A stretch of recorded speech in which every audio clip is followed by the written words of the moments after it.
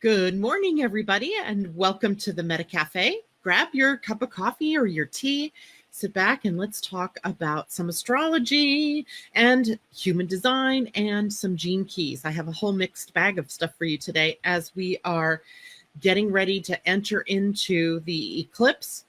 I dare say we have already been experiencing the energy of this eclipse all week, and it is a fairly powerful eclipse time, even though there isn't anybody here in North America, at least, that will see the eclipse. And it is a partial solar eclipse, not even a full-on eclipse.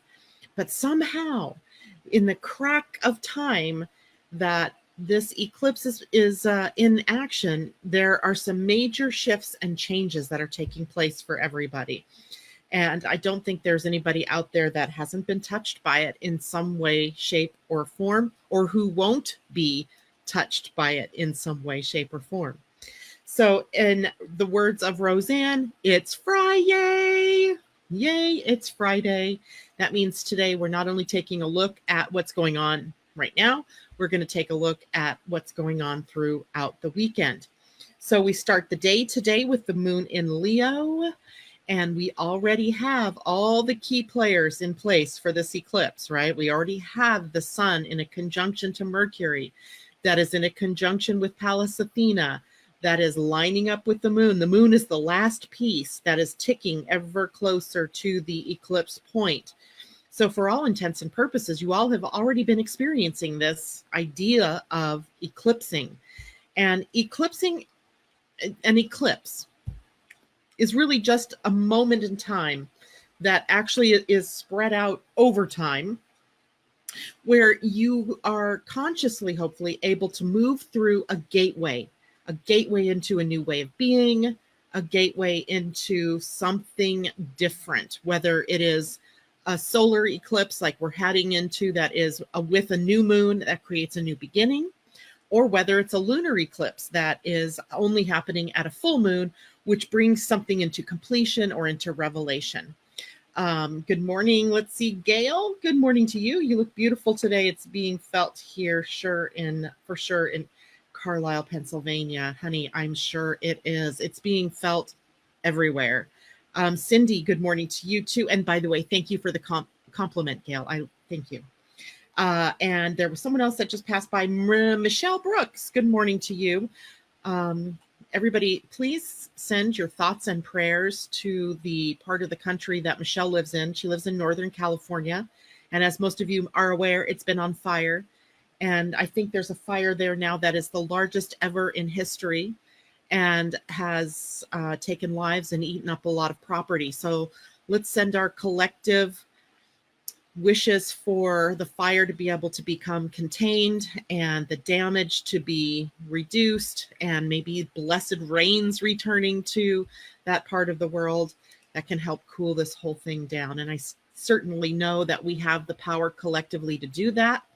And it's almost like this time of year comes up, the West is not, it's not new that the West has wildfires. That just isn't new. The part that is new is that now people have moved into areas that were usually not inhabited. And so the fires have a bigger toll. And I think too that, we've probably made some mistakes in, the environment that have also created that. And it's not about fault. It's about, this is just a regular occurrence. And, we're creating this so we can also create the opposite of this, which would be that we are creating a healthy environment. And fire is a part of a healthy environment, by the way. It just doesn't need to be as devastating as they've been. So we can work to change that. Darn, I lost you. Video froze here. Oh, goodness. Michelle says, thank you. Yes, it's the largest in history. I know, it's outrageous. It's insane. Do you know what's even more outrageous is that I live, as you know, up in the northwest state of Washington, and it's fairly cool here. I whine when it gets to be 80, and I know most of you in the country are experiencing that or more on a regular basis. But last night, a fire erupted in the beautiful forest just off the freeway heading north from here. And it was discovered that someone purposefully started that fire. I I can't even conceive of what causes someone to go out and purposefully set a fire. And purposefully, as in there was gasoline or some kind of fire trail, a trail of an accelerant that was discovered. And I don't know, it sort of makes me ill, that people are that much in pain that they have to do something like that, whether it's for attention. I don't know why they do it. I have no idea. I'm sure there are multiple reasons. But, a lot of times fires are triggered by lightning, but without rain. There are times campfires get away. I mean, you can even forgive a sort of an accident, but oh my goodness, someone purposefully doing it. I just don't know. I shudder to think. The lives of so many are impacted by what one person's choices can bring. So being aware of that, let's do our best to maintain peace within ourselves and to allow that kind of peace and cooling energy to move through our unconscious, our collective conscious, excuse me, not our unconscious. This is all happening out of the unconscious. We need to become more conscious. So there we have that. So today, the moon in Leo, and like I said, all the planets getting ready. They're already in, the key players are already there. The moon is the last piece. It is sitting right now at about 6 degrees of Leo. It needs to get to 18, and that is when we will have the new moon and the eclipse. Today, the moon is squaring Uranus. That brings about some surprises. It brings about maybe some ahas and epiphanies. It's the potential for the high side of this energy for insight and inspiration as to what this particular eclipse pattern may mean for you. I have certainly experienced this myself over the last couple of days. I had a huge opening yesterday, and as I experience these things, I like to share them with you because I know that I'm a part of a collective, and I'm hoping that all of you are also recognizing these big shifts and these openings for you. Good morning, Kristen. Good to see you this morning. And so the shift for me yesterday was about empowering myself. And I couldn't help but laugh kind of silently at the Pallas Athena connection that we've been talking about this week, and how it was suddenly, me grabbing my spear and claiming my space, claiming my right, my birthright to be able to express myself in the way I want to express myself, to be prosperous, to be everything I want to be, right? That was a huge shift that occurred for me sometime yesterday afternoon, sitting in the sun, basking in the glow of the afternoon with a very dear friend who I will introduce you all to in the very near future, because she is acting as a coach to me at this particular time. And she's the one that has been helping me with some of these ahas. And of course, then I want to introduce you all to her and have you be able to experience that as well. I think September was the time that we decided we would do that. So we also have a sextile, which is a 60-degree angle, a positive angle to the planet Venus today. That means if we choose beauty, harmony, love, peace, we can create huge openings. We can create a faster forward motion in the things that are happening for us. Squaring Jupiter. So squaring Jupiter, well, when we square Jupiter, sometimes we have to really watch what it is that we're doing. I'm going to give you an example of this because I'm pretty sure these people aren't watching my broadcast, and I can probably share this in relative safety. No names, however. So this is a typical moon squaring Jupiter thing that happens. You go out into the world and you're enjoying yourself, and maybe you imbibe a little too much. And that's the Jupiter, right? And the moon, in her infinite wisdom, causes you to stumble, fall, and break your leg in 3 places. How's that for excitement? Those are the kinds of things. And that is also a trine with Uranus, unexpected, a surprise, like something that's happened from being unproportional in some way in your life, overdoing it. This can happen when you're on the treadmill and you decide, oh, I'm going to do 26 miles on the treadmill today, but you usually only do 5. The body then responds with an overabundance of proteins and cortisols and what have you flowing through your system, which makes you sick. It's kind of an oxymoron, right? You're doing what you think you can do to make yourself healthy, but in the meantime, your body gets sick. So there's some chance today that we can overdo it. We can overplay it. We can overblow what is going on in our world. So just watchful of those kind of things. The moon will also be, how is it going to be? Oh, that's on Sunday. Conjunct Mercury. So remember, it's the sun, moon, Mercury, and Pallas that are all in a conjunction for this eclipse. So we're already, getting very close to the conjunction of the moon and Mercury. That'll actually happen later in the day. Here is a huge opening for you to be quiet, right? To be quiet. And not just be quiet, but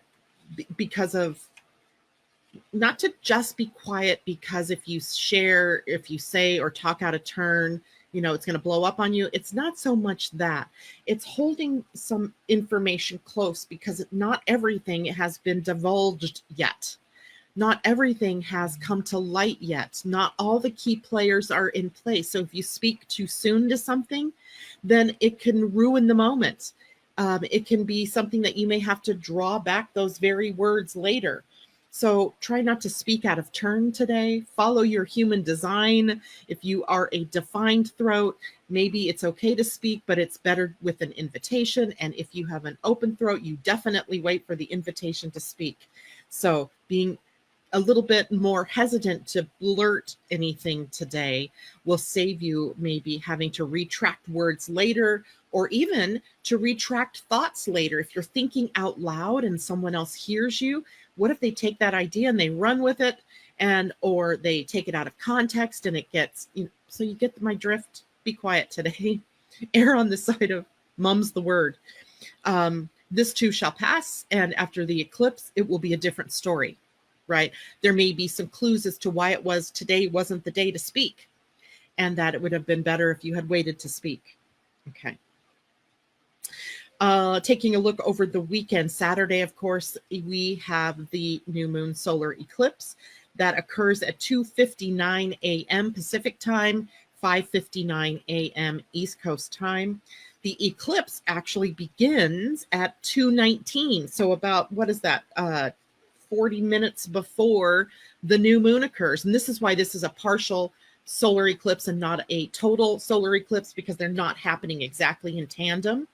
They're happening one and then the other, so they're not quite married, and that makes for this change in the time.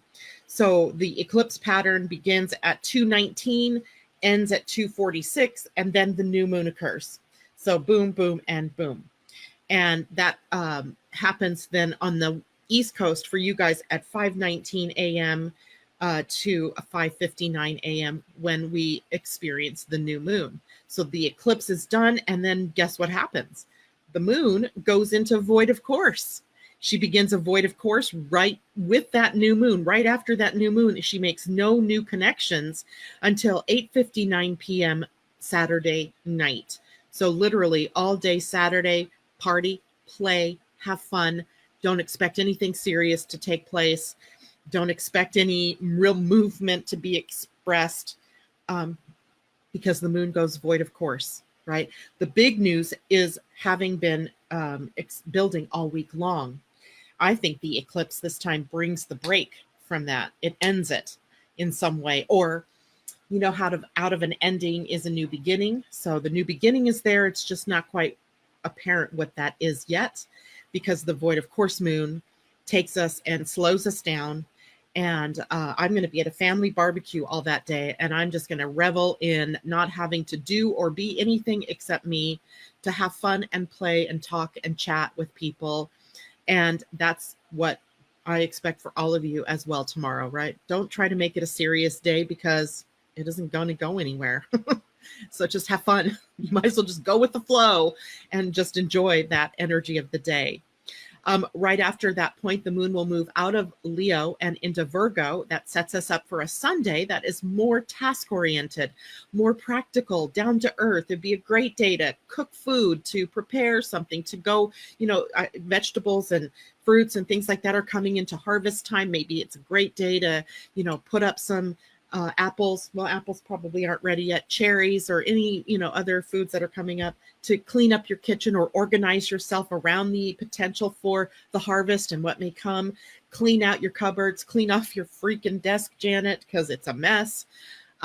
Clean, organize, put away, just enjoy home and the practical things of life, right? That's a great day, Sunday, for that. There's a couple of tight transits that day. The moon will be in a trine with Saturn, and that can make for, sort of some slower energy. I think the excitement, here's what it reminds me of, the backwash of a major sort of event in your life, and then how that next day you just feel sort of tired and you are kind of wrung out. And I have a feeling that's how we may feel on Sunday a bit after, this week's worth of building to the eclipse, then the eclipse, and then the out breath, right? And where now I'm in recovery phase.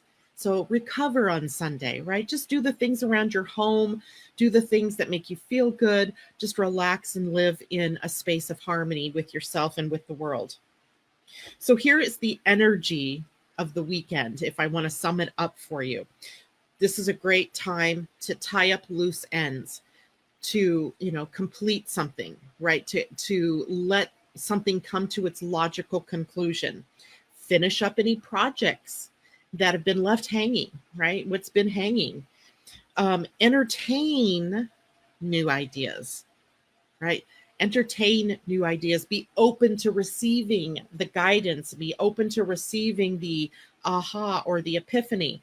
But it's not necessarily the greatest time yet to act. Remember, even though this is an eclipse and even though this is a new moon, we have a lot of planets yet in retrograde.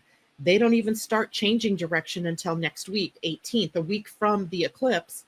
The 18th, Mercury, the 27th, Mars, and September 6th, Saturn. Then you're going to begin to see each one as it goes through what the new beginning is possible, what more is possible in that new beginning. Engage this weekend in mental discipline and don't speak out, right? That's the thing I was just alluding to. This is probably not the best time to, just vomit out there on people the ideas that you're coming up with, because they're not clear yet. And doing that may, water down your idea. It may take away the excitement of what it is that you're thinking about doing. So try to, moderate your thinking and your speaking, and things will be a whole lot more peaceful for you during the weekend. All right, let's take a look here. Thank you. I was praying for a self-deserved fun day. You have it, girlfriend. You have it. That was Gail. Anybody have any questions about what's going on in their own chart? Please let me know in the chat, and I can maybe have some time to take a look at a couple of charts. I want to talk now about the human design aspect of this eclipse, because for the moment we have the Sun, Moon, Mercury, Pallas. Why can't we do that with our fourth fingers? I don't know. Maybe if you can, but I can't. We have 4 planets all sitting at gate 7 in human design, or in the gene keys. And let me just refresh your memory. The gene key 7 is the shadow of division. The gift is guidance. And the highest expression in the gate 7 is virtue. So what is it in the shadow? Because I, like to look at the shadow, because the shadow in this gate is definitely holding sway on the planet right now. And as much as I think only 10% of our time should be spent on the shadow, recognizing how this shadow is playing out in the world and in your personal life is invaluable to our being able to make the conscious leap, because it will have to be a conscious leap in this one, to the next level. Okay, so the Sun, Moon, Mercury, Pallas at gate 7 shows us that we are genetically predisposed to following a leader. and to thinking in hierarchies. Think about that for a moment. Sit with that for a moment. You are genetically predisposed to following a leader and living in hierarchies. And that is right there already, that we're programmed for division.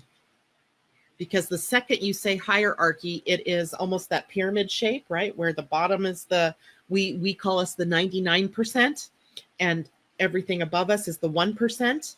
And we assume that those are the people with money. They're the people with power. They're the people that rule the world, the masters of the universe, the mistresses of the universe. So that is something that in our very nature comes from the DNA. It almost made me feel when I was reading this like I have no choice here. But of course, that isn't exactly true. What this has created within our genetic makeup is power through force. Power through force. This creates then people who cheat, spin the truth, lie, totally bend the truth, manipulate, and even buy their way into leadership. Let that sit with you for a minute. This has been going on in our reality because this has been a series of men and women who are out for their personal ambitions and gain, and not truly what they say they're doing, which is the needs of the many, being concerned about the needs of the country. Because if they were, then they wouldn't have to buy their way in. They wouldn't have to manipulate. They wouldn't have to lie to us all the time, right? So thinking about how we have allowed this, how this genetic makeup has been our experience. Now the gift, let's go look at the gift, right? Because we individually have power here. Just because we have been genetically designed, at least in the beginning, to live this way, to be this way, does not mean that we are still in that mode. One of the things that I learned through the ending of the Mayan calendar, and so thinking back now to 2012 and 2011, those, that year where we were closing up a phase, a big time cycle coming to an end, literally a 26,500 year cycle came to a close. At the same time, a 5,000 year cycle was coming to a close. At the same time, a 400 year cycle was coming to a close, and smaller cycles all coming to a close, and when I say close, I don't mean like end, I mean like it came to a pinpoint, right? And at that pinpoint was the moment in time where we became, as humanity, consciously able to move forward. In other words, up until that point, there was an evolutionary force beyond our knowing necessarily, beyond our ability to control or change, that was in play. But as of that date, it was clipped, right? The puppet strings clipped. And we were now left with the ability to make our own way in the world, to choose to bring more light into our DNA, to choose the path that we are going to go forward in. And as you've heard me talk about here on the show before, it's like, it reminds me of, an 18-year-old, right? You now suddenly have the law behind you telling you you're free of having to live the rules of your parents. And what do? Right? You go a little crazy.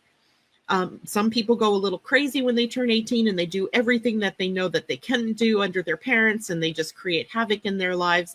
They're having fun perhaps, but there's that, craziness that goes on at the moment those puppet strings are caught or cut, not caught. And others go into a more scared role, right? They pull into themselves at that point in time because they're not sure what that means. And they're still looking to the guidance and leadership of their parents to help them, navigate the waters in front of them. So we have that same sort of split that's happening in our collective, right? Because those puppet strings are caught. We're not being pushed now to evolve into anything beyond our own choices. Now it is all up to us where we go. Think of the impact of that. That means individually, you are the one now that is either buying into hierarchies and this power structure of division or not, right? You can watch your own tendencies to give your power over to other people, your authority to other people. And the moment that you catch yourself in that, you're pulling yourself back and claiming your own authority. You're pulling yourself out of the hierarchy. You are looking at the fear, perhaps, that has driven this under the surface, right? Under the surface, this is what's driven this fear. The fear of what happens if you're caught outside of the group, right? If you are an outlier, what happens, right? Are you shunned? There are still religions. My little sister is a part of one where they shun you if you don't follow the rules. Yikes. That's terrible, right? Because that speaks to the mortal fear that we carry, and the reason why we have been so willing to toe the line, to keep our linkages to people in authority instead of claiming our own authority. And now we have an opportunity, right? Why would the goddess Pallas, who represents courage and strength and authority, self-authority, show up in this particular eclipse if that wasn't something? Why would Pallas even come to our awareness in such a powerful way? Because it's time, right? There's messages that Mercury's bringing to us, the sun and the moon opening up a gateway for us to do it. Now, this isn't going to happen all at once. Partial solar eclipse, not total, right? So there's a partial gateway opening here. And you know that feeling, I think I've said this before, of being, what is that? How do I say it? Being squeezed through the eye of a needle. It's like we're kind of being forced through, but we have this baggage on our backs. We're being forced into something new, but we're caught by the backpack that can't fit through the space. And that backpack is the load of beliefs, of experiences, of places in your life, of things that you no longer need. And the caught feeling, the thing that's not allowing you to go completely through, is you haven't surrendered the baggage. You haven't surrendered the backpack. Surrender the backpack and make it through the eye of the needle, consciously rather than unconsciously behaving in these ways that are no longer serving us. So even though I'm telling you that it is the DNA where this need for us to follow an authority figure is located, you are able to work with your DNA. We talked about this with Mars in retrograde, moving through some of those gates where we were really seeing that our awareness now is that we can affect DNA, our very DNA. And that means the possibilities are endless for us. We just have to do it. We just have to see it. And one of the ways we can do that is by bringing more and more light into the DNA. I often will sit in a sort of meditative state and just envision the strands of DNA. I will give them all of the nutrients, the light that they need to be able to make the changes that are coming up. New children arriving on the planet have this already encoded in their DNA, this new energy. For those of us on the planet already, we've been through the conditioning field. I've had 57 years or so in this conditioning field, maybe 50, because the first 7 years you're absorbing everything. Conditioning doesn't take place really until after your 7th year or so. And you are in a process then of being able to see that, breathe some light and some life into what you desire now and not what you feel like you have to do. So stop being the sheeple and be the black sheep. Let's add more black sheep to the other side, the people that have broken out of those old patterns. And that is the high side of this particular eclipse. This is our looking to leaders who are whole serving and not self-serving. I think we talked yesterday about the shift that we are seeing in politics from the masculine, male-dominated political arena to now women making their voices heard and impacting. So we have, an opening, a huge opening there.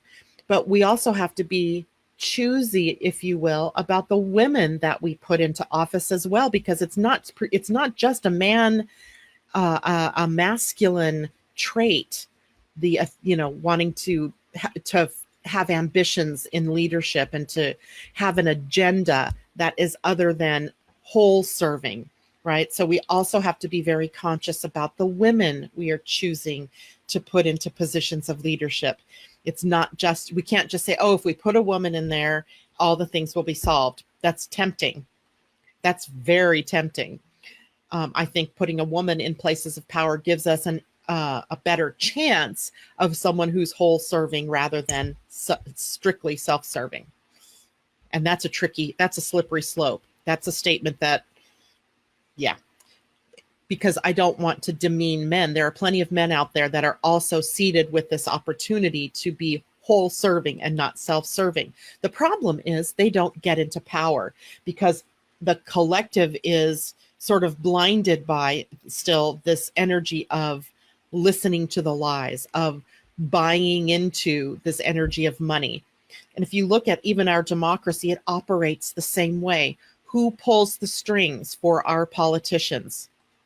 Lobbyists for big corporations who have a self-serving agenda, and that is to see them prosper, their profits get to the bottom line, and doesn't matter to them who they step on to get there as long as they can make their investors happy. That is self-serving in its worst, right? We have to become more whole serving and make decisions that work for the bulk of the people, not the minimum number of the people. But it begins with all of us as individuals, right? When we claim our own authority and our own power, and we pull ourselves out of that hierarchical thinking and into more inclusive thinking. All right. Any questions out there? Gail, finishing loose ends, organizing my life. Ooh, I love it. That's so perfect. And this is the time of year, I think, where we are really able to do that, right? In order to, if you're going to put up, preserves, make pickles, or, whatever it is that you do at this time of the year with whatever, fruits and vegetables are coming, you have to clean your kitchen. You have to organize your cabinets. You got to make room for these canned goods or for the space to make them. So it's a great time. It's a great time for us. We get into that organizational frame of mind, and the moon in Virgo helps us be able to do that even before the sun gets to Virgo. So I think it's a great weekend for us to, one, play, have fun, do the things that you love to do, be happy and joyful, and express that to everyone you meet. And on Sunday, we have a day to renew yourself, right? To renew, to relax, to take a breather before we move into Monday's energy. On Monday, do we start Monday? We do start. No, we don't start Monday. We have a 20-minute void of course moon on Monday. I kind of like that. Was that 9 a.m.? No, it is a 20-minute on Monday from 9:38 p.m. until 9:58 p.m. We have a void of course moon. Very short, probably not even worth mentioning. So Monday, the energies all go, right? We can get back to the work week and be in our action selves. So that's a good news as well. I think that's all I have. Please, somebody who was listening earlier in the week when I pulled the card TikTok, was that about the eclipse or was that about something else? If anybody remembers, because I have my card sitting here because I thought I would pull a card for the eclipse. But then I thought, didn't I already do that? Does anybody remember? Somebody type in the chat for me and remind me if you remember that card coming up and what I was pulling it for. And you know what? It doesn't matter. I'm going to pull a card anyway. I'm just going to ask for a message for us collectively from source. It was for the week. Thank you, Natasha. So I am going to pull a card. I'm going to throw a card, apparently. Ah, that was weird. I hadn't even really apparently, having said the question, the cards were already responding. Here's the card. It was the card yawn. Yawn. Number 1, yawn. It's interesting because in human design, gate 1 is the most yang gate of the entire system. And it's embodied right here. 1, yawn. And it was right side up. And card number 1, let's see what it's telling us. The essential meaning of the card, the masculine principle of movement and creative activity, and the power to make things happen, taking action. Yan represents the power of action, the energies that propel the world forward and manifest thought and desire into concrete form. So that means now is the perfect time to act. Wow, for you can easily build momentum and make headway. What you want will come to fruition if you proceed confidently.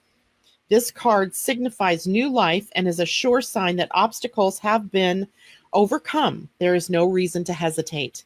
You are the shaper of your destiny now. Love it. Relationship message. Circumstances are supporting action on your part. It's okay to make the first move. Trust that you will quickly know where you stand. In matters of the heart, there is movement towards your highest good, so go forth with assurance. Passion is in the air, and now is the time to dance to the tune of love. Take the lead. Prosperity message. Projects, partnerships, and all matters relating to your business are out of the obstacle phase and on to the make it happen phase.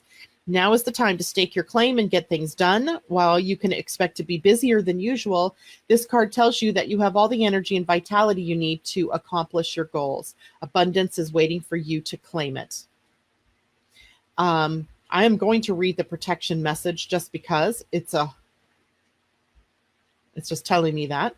Be mindful of the tendency toward impulsive action, overconfidence, and aggressive behavior.